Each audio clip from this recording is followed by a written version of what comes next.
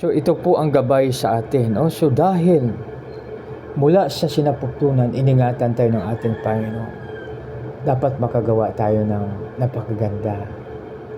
Ibig sabihin na gawin natin ang pinakamabuti. Dito mga kaibigan, kaya dahil tayo ay iningatan, tinulungan, ginabayan, inalalayan ng ating Panginoon, dapat nating bigyan pansin ang sinabi dito sa 2 Timothy 3:16-17. Nakalagay, ang lahat ng kasulatan ay kinasihan ng Diyos at kapakipakinabang sa ng katotohanan, sa pagsaway sa kamalian at pagtuwid ng likong gawain, at sa pagsasanay para sa matuwid na namumuhay, upang ang lingkod ng Diyos ay maging ganap at tanda sa lahat ng mabubuting gawain. Kaya mga kaibigan, alalahanin natin ng ating buhay ay para sa ating Panginoon. Dito pa lang, ano ang sabi niya? No? Na ano sabi ng salmista dito? Na mula sa sinapupunan, iningatan tayo ng ating puong may kapal. Kaya gawin natin ang pinaka-the best. No? So, ibig sabihin niya na alalahanin po natin ang scripture. No? O kaya yung salita ng Diyos. Huwag po natin kalimutan. Sa paggising natin sa umaga, kahit 5 minutes lang po nabasa. Bago po tayo matulog sa gabi, 5 minutes nabasa. Ang iyong abang lingkod, mga kaibigan, ang ginagawa po ay yung may vlog pa na sari-sari, no? Halimbawa ay itong 2 Timothy 3:16-17. Mayroon siyang English version, Filipino version, Hiligaynon, Cebuano, Ilocano, at saka Espanyol. So, para lalo natin maintindihan.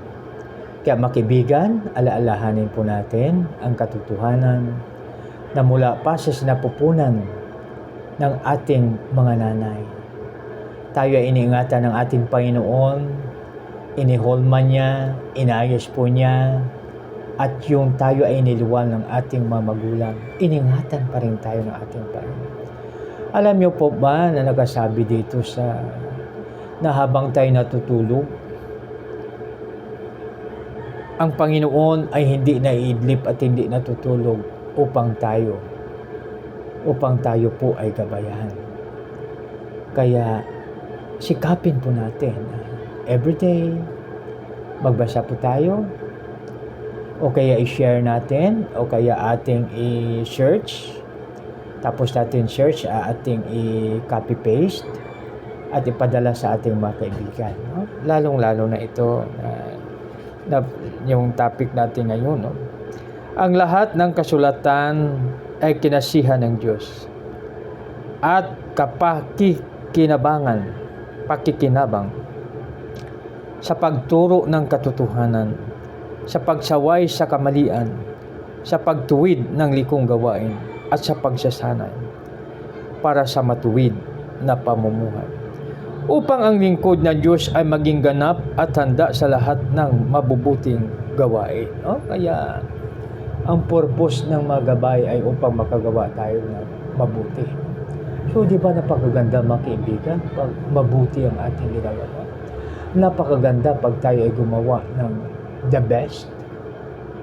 Magawa tayo ng pinaka-the best na kaya natin. Dahil saan man tayo magtago, saan man tayo pupunta, nandoon ang Diyos. Nandoon ang ating God Almighty na gumagabay sa atin. Kaya makibigan, tingnan po natin sa pamilya. No?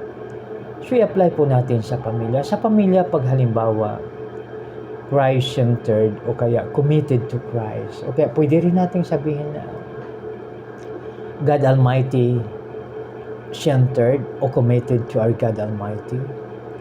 So dito mga kaibigan, ibig sabihin niya na pag diyan na po tayo, ibig sabihin na masunod natin ang mga gabay para sa atin.